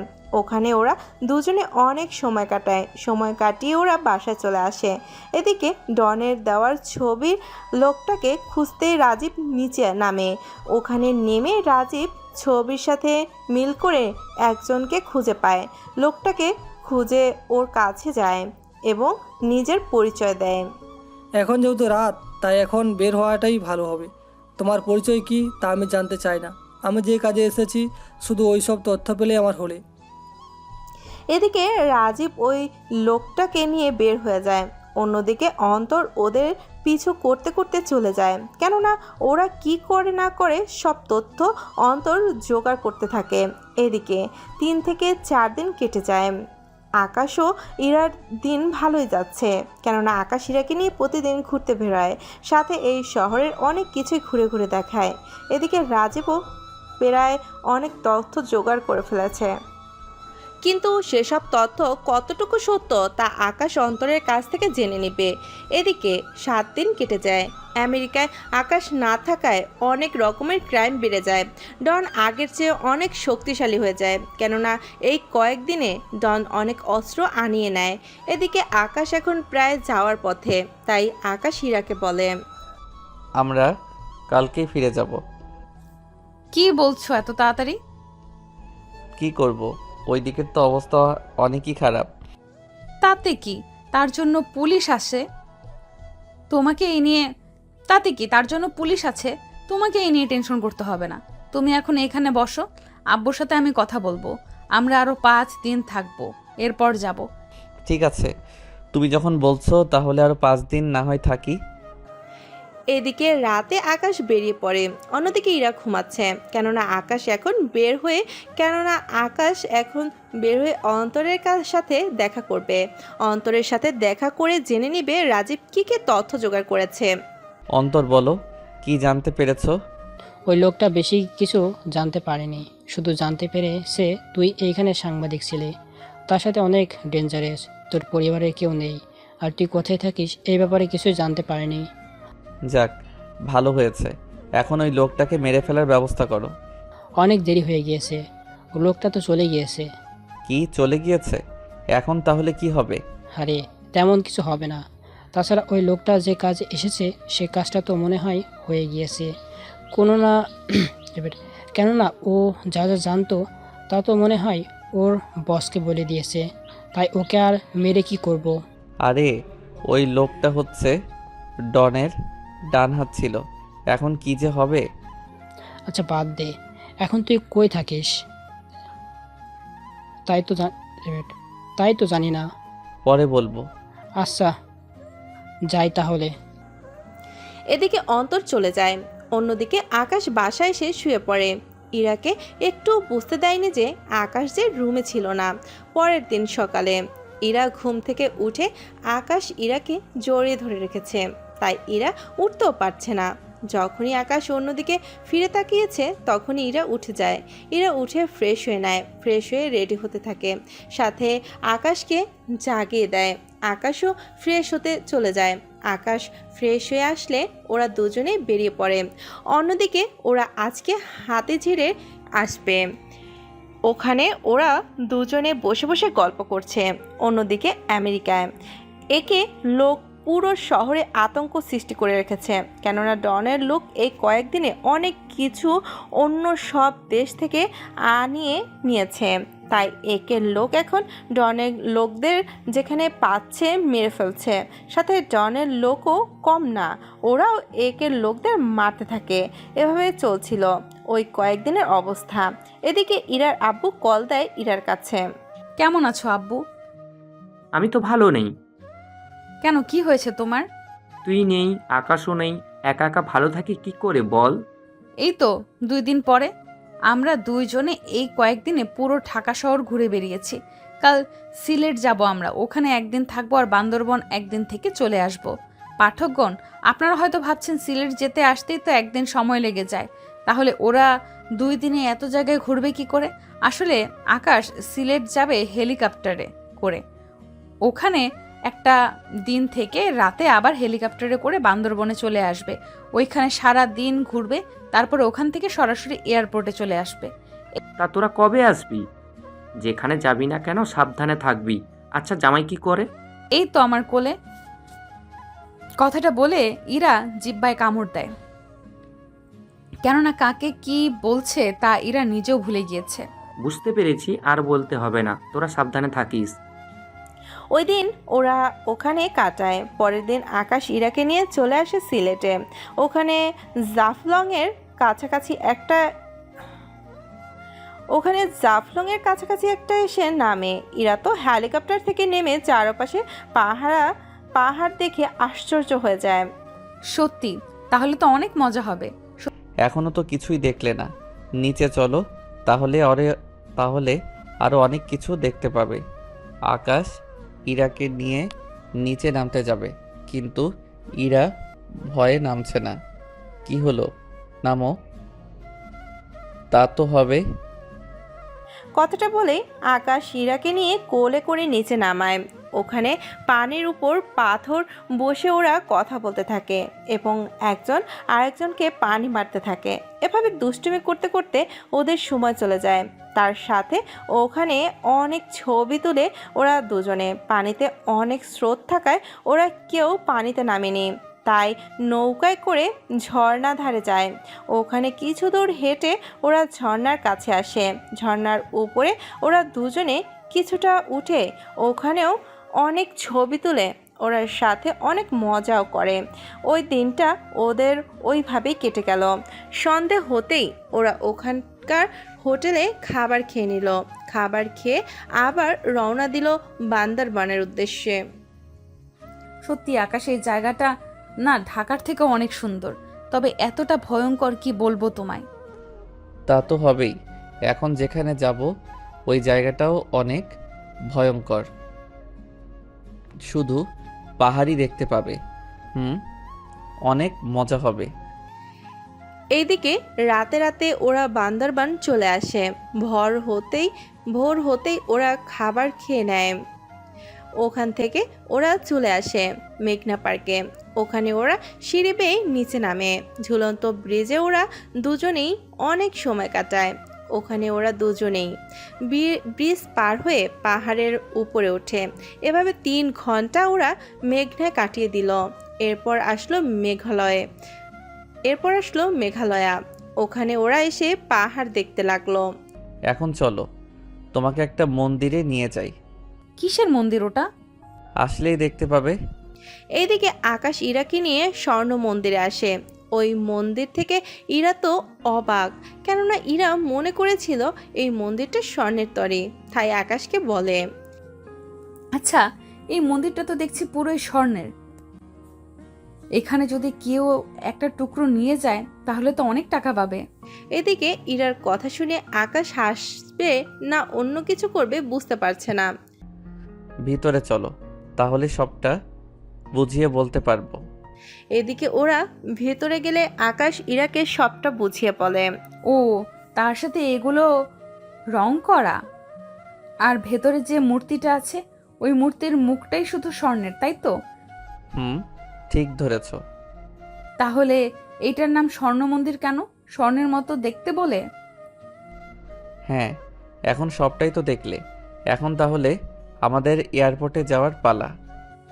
এই জায়গাগুলো অনেক সুন্দর, কিন্তু তুমি কি করলে সব শেষে এখানে নিয়ে আসলে? কি করব? তুমি তো আমাকে আগে কখনো বলনি যে তোমার পাহাড় অনেক প্রিয়। তাহলে তো এখানে অনেক আগেই নিয়ে আসতাম, তাই এখন লেট করা যাবে না। আচ্ছা, এখানে একজনের কাছে শুনেছি কোন জায়গায় গেলে নাকি আকাশের মেঘ ধরা যায়? ওটার নাম নীলগিরি। এখনও সন্ধে হতে 2 ঘন্টা বাকি আছে। তাহলে চলো ওখানে যাই। ওরা দুজনে চলে আসে নীলগিরিতে। নীলগিরিতে আসার জন্য ওখানে ওখানে থাকা এক ধরনের গাড়ি করে আসতে হয়। ওই গাড়ির নাম চাঁদের গাড়ি। ওই গাড়ি করে আসলে চারপাশের সৌন্দর্য ও দেখতে পাবে। ওরা ওরা দুজনেই গাড়িতে বসে পড়ে। ওরা দুজনে গাড়িটা একাই নেয়। 1 ঘন্টা পর ও নীলগিরির চূড়ায় ওঠে। ওখান থেকে নেমে যায়। ওরা ভাড়া মিটিয়ে দেয়, কেননা এখান থেকে ওরা হেলিকপ্টার করে চলে যাবে। ওয়াও, এগুলো কি সত্যিকারের মেঘ? আমার তো বিশ্বাসই হচ্ছে না। বিশ্বাস না হলে এটাই সত্য। এখানে মেঘে মেঘে খেলা করে। এখানে সূর্যাস্ত যখন হবে তখন পুরো সূর্যের ভিতর ঢুকে ছবি তুলতে পারবে। মনে হবে তুমি সূর্যের ভিতরে আছো। সত্যি আমার কত যে ভালো লাগছে, কি বলবো তোমাকে। আগে জানলে এখানে আসতাম সবার আগে। চারদিকে এত পাহাড় যে এখান থেকে যেতেই ইচ্ছে করছে না। কিছুক্ষণ পর সূর্যাস্ত হবে, তখন ছবি তুলব। কিছুক্ষণ পর সূর্যাস্ত হয়। ওরা দুজনেই অনেক ছবি উঠিয়ে নেয় এখানে। তা দেখে ইরা মেঘ নিয়ে অনেক খেলা করে, হাত দিয়ে মেঘ ধরে, অনেক মজা করে ওরা দুজনে। কিছুক্ষণ পর আধার নামে ওরা দুজনে হেলিকপ্টারে উঠে পড়ে। ওখান থেকে ওরা এয়ারপোর্টে এসে নামে। এই 2টা দিন ইরা অনেক মজা করেছে, যা ইরার মুখ দেখেই আকাশ বুঝতে পারে। তার সাথে যেখানে যেখানে গিয়েছে সব জায়গা থেকে ইরা অনেক কিছু কিনে নেয়। এইগুলো ওরা ব্যাগে ব্যাগে রেখে দেয়। রাত 10টায় ওদের ফ্লাইট, তাই ওরা দুজনেই টিকিট নিয়ে প্লেনে উঠে বসে। আমেরিকায় আসতে আসতে সকাল হয়ে যায়। ওখানে এয়ারপোর্ট থেকে বের হয়ে দেখে বাহিরে পুলিশ দাঁড়িয়ে আছে। এইদিকে পুলিশ দেখে ওরা তেমন চমকায়নি। ওরা ওদের মতো করে বের হয়ে চলে আসে।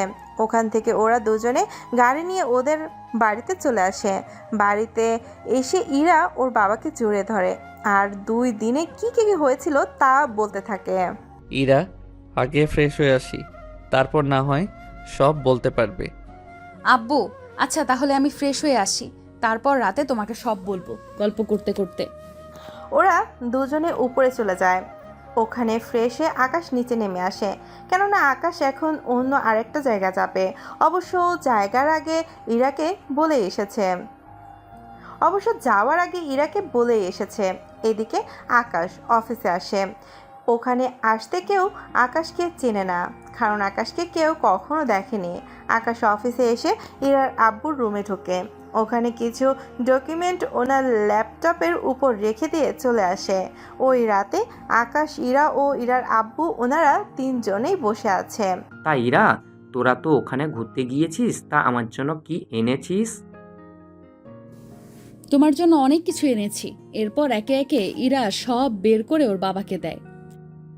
আরে আর দিতে হবে না, আমাকে সব দিলে তুই কি রাখবি বল? আমার লাগবে না। জানো, ও না আমাকে শেষের 2 দিন ভালো জায়গায় ঘুরতে নিয়ে গেছিল। বিশ্বাস করুন আব্বু, ও যে পাহাড় পছন্দ করে তা যদি আমাকে বলতো তাহলে তো আমি ওকে ওখানে আগেই নিয়ে যেতাম। লাস্ট 2 দিনে আমরা অনেক মজা করি। দাঁড়াও, তোমাকে ছবিগুলো দেখাই। এরপর ইরা টিভির সাথে মোবাইল কানেক্ট করে একটা একটা করে ছবি দেখাতে থাকে, সাথে ছবিগুলোর বর্ণনা দিতে থাকে। অন্যদিকে ইরার আব্বু ওনার মেয়ের সুখ দেখে না চাইতেও পানি চলে আসে, তাই ইরা দেখার আগেই মুছে নেয়। সত্যি আকাশ, আমি অনেক খুশি। তুমি আমার মেয়েকে অনেক সুখে রেখেছো, যা আমি ওর মুখ দেখেই বুঝতে পারছি। আচ্ছা, এই দিকে খবর কি?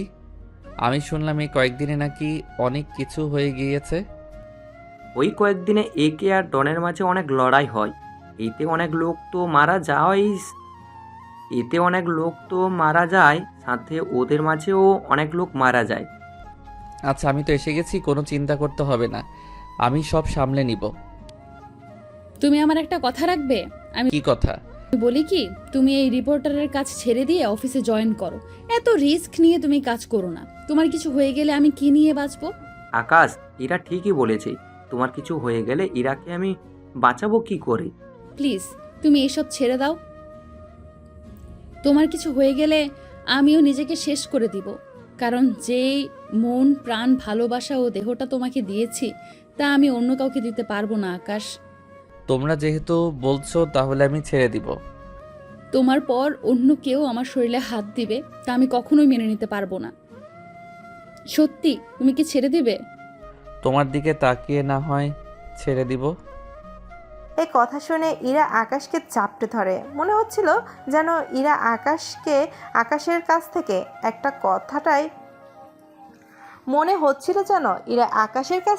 এই কথাটাই শুনতে চেয়েছিল। ওদের এমন পাগলামো দেখে ইরার আব্বু ওখান থেকে চলে যায়। ওই রাতটা ওদের ওইভাবেই কেটে যায়। এইদিকে পরের দিন ইরার আব্বু ইরা ও আকাশকে অফিসে নিয়ে যায়। সবাইকে ডেকে মিটিং রুমে নিয়ে আসার জন্য বলে। ওখানে সবার উপস্থিতিতে আকাশকে সবার সাথে পরিচয় করিয়ে দেয়। তার সাথে আকাশ যে এতদিন এই ক্রাইমগুলো লাইভ করে রেকর্ড করে দেখাতো, এই সব কিছুই উনি ওদের বলতে থাকে। তার সাথে আকাশকে এই চ্যানেলের দায়িত্ব তুলে দেয়। এতে সবাই খুশি হয়ে হাতে তালি দেয়। আবার অনেকে ভেতর প্রায় জ্বলে যাচ্ছে, কেননা অনেকে চেয়েছিল চেয়ারম্যানের চেয়ারে বসার জন্য, কিন্তু এখন তো তাও হচ্ছে না। সেজন্য অনেকে মুখ বেজার করে হলেও হাতে তালি দিচ্ছে। ওই দিন আকাশ অফিসে কাজ করে বাসা চলে আসে। এইদিকে রাজীব, ওই দিকের খবর কি? আমার হলো সব খবর একটা আছে, কিন্তু সে খবরটা সুখবর না দুঃখের খবর ঠিক বুঝতে পারছি না। আগে খবরটা বল। বস, খবর পেয়েছি আমাদের মালগুলো যে রিপোর্টার ধরিয়ে দিয়েছিল ওই রিপোর্টার এখন ওই চ্যানেলের চেয়ারম্যান হয়ে গিয়েছে। কিন্তু ওই ছেলেটা চেয়ারম্যান হলো কি করে?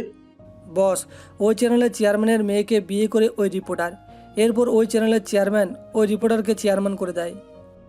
একদিক দিয়ে ভালো হয়েছে, আমাদের পথের কাঁটা দূর হয়ে গিয়েছে। বস, ও যদি অন্য কোনো রিপোর্টারকে আমাদের পেছনে লাগিয়ে দেয়? তা সম্ভব না, কেননা জীবনের ঝুঁকি নিয়ে কেউ এই রকম কাজ করতে আসবে না। তাই এখন নিশ্চিন্তে কাজ করে যাবে। এরপর শুরু হলো ডনের খেলা। ও এখন একের পর এক ক্রাইম করে যাচ্ছে, কিন্তু এখন আকাশের পরিবর্তে এখন একে ডনের বিপক্ষে। কেননা ডন যেখানে ক্রাইম করছে একের লোক সেখানে গিয়ে বাধা দিচ্ছে। এতে করে ডন আরও অনেক ক্ষেপে যায়। তাই এখন নিশ্চিন্তে কাজ করা যাবে। ভেবেছিলাম ওই রিপোর্টার থেকে বেঁচে গেলাম, কিন্তু এই একে আমার পিছনে কেন পড়ে আছে তাই তো বুঝতে পারছি না। বস, এখন তাহলে কি হবে? আমাদের লোকদের তৈরি হতে বল, আমরা ওই একের বিরুদ্ধে যাব। একবার তো গিয়েছি, এবার দরকার পড়লে একে কেউ শেষ করে দেব। সবটা কি সহজ হবে? বুঝতে তো পারছেন ও একে, এত সহজে ওকে বাঘে আনা সম্ভব হবে না বলে আমার মনে হচ্ছে। না, আসলে কৌশলে তো আনতে হবে। তাহলে শোন কি করতে হবে। এরপর ডন রাজীবকে কিছু কথা বলতে থাকে, কেননা এই কথার মাঝে ওদের সব কিছু ফাঁস করতে পারবে। তাই রাজীবও কাজে লেগে যায়। অন্যদিকে একের লোকও কম না, সব কিছু ঠিকঠাক করে রাখে, কেননা ওরা যেখানেই পাচ্ছে সেখানেই ডনের লোকদের মারতে থাকে। এভাবে ওই কয়েকদিন পুরো আমেরিকার মধ্যে খুন খারাপি চলতে থাকে। এভাবে 7 দিন কেটে যায়। একের লোক ও ডনের লোক দিন দিন কমতে থাকে। রাজীব, ওই দিকের খবর কি? বস, আমাদের হাতে 20 জন লোক আছে মাত্র, বাকি সব লোক মারা গিয়েছে। এই হাতে পারে না, কি করে হলো এইসব? এই 7 দিনে আমাদের সাথে সাথে একেও অনেক লোক মারা যায়। তবে আমরা একের গোপন আস্তানায় হামলা করি, ওখানে একে প্রায় 300 জন লোকের একসাথে মারা যায়। এ হতে পারে না, কি করে হলো এইসব? সাবাস, একদম ঠিক করেছিস। তাহলে তো একে কাছে তেমন কোনো লোক নেই এখন। বস, ঠিক বলতে পারি না কতজন লোক আছে, তো ওদের মনে হয় 30 জনের মতো হবে। তাহলে এবার মাঠে নেমে ওই একে মারতে হয়। অন্যদিকে একে বসে আছে ওর আস্তানায়, কেননা ওর এই গোপন আস্তানায় হামলা করার ফলে 300 লোক মারা যায়। এতে করে একের দলে মাত্র 10 জন লোক বেঁচে আছে, কেননা একে ওর সব লোকদের ওখানে রেখেছিল যাতে করে ডন ওখানে না পৌঁছাতে পারে। কিন্তু কিছু হলো না, সব কিছু শেষ হয়ে গেল। এখন কি হবে? মাত্র 10 জন লোক নিয়ে আমরা চলবো কি করে? বস, ওদের দলের বেশি লোক বেঁচে নেই, কেননা আমরা ওদেরও অনেক ক্ষতি করেছি। তারপরে ওদের অনেক লোককেই আমরা মেরে ফেলেছি। আচ্ছা, এবার শেষ বোঝাপড়া করব এই ডনের সাথে। তাহলে বস, আমি সব কিছু তৈরি করে রাখতেছি। এইদিকে ওরা তৈরি হচ্ছে, অন্যদিকে আকাশ ওর অফিসে ভালোই কাজ করে যাচ্ছে, কেননা ওদের এই অফিসে এই কয়েকদিনে আরও বেড়ে গেছে অনেক কিছু। কেননা এই 7 দিনে পুরো শহরে মাফিয়া মরার খবর ওদের চ্যানেলে দেখা হয়। তার সাথে ওদের চ্যানেলের লোক আগের থেকে অনেক গুণ বেশি দেখে। পরের দিন একে ওর লোকজন নিয়ে বেরিয়ে পড়ে ডনের মারার জন্য। ডনকে মারার জন্য। ওরা ডনের আস্তানায় এসে হামলা করতে থাকে। এতে করে ডনের কিছু লোক মারা যায়, সাথে একের লোকও। কিছু সময়ের মধ্যে একের সাথে সব লোক মারা যায়, আর ডনের সাথে থাকা সব লোকও। একে, আমি তোকে বাঁচতে দিব না। তুই আমার কোনো লোককে বাঁচতে দিলি না। তুইও আমাদের কোনো লোককে বাঁচতে দিলি না। কথাটা বলেই একে গুলি করে ডনকে। এতে করে ডন মাটিতে শুয়ে যায় মরে যাওয়ার আগে। তোর চেহারাটা একবার দেখবি। আকাশ ওর চেহারা দেখালে ডন আরও তাড়াতাড়ি মরে যায়। একে হচ্ছে আকাশ। এভাবে একজন রিপোর্টার হয়ে পুরো দেশটাকে ক্রাইম মুক্ত করে। তার সাথে ইরাকে নিয়ে একটা ক্রাইম মুক্ত দেশে বাস করতে থাকে। গল্পটা কেমন হয়েছে তা কিন্তু আপনারা অবশ্যই কমেন্ট করে জানাবেন। ধন্যবাদ সবাইকে।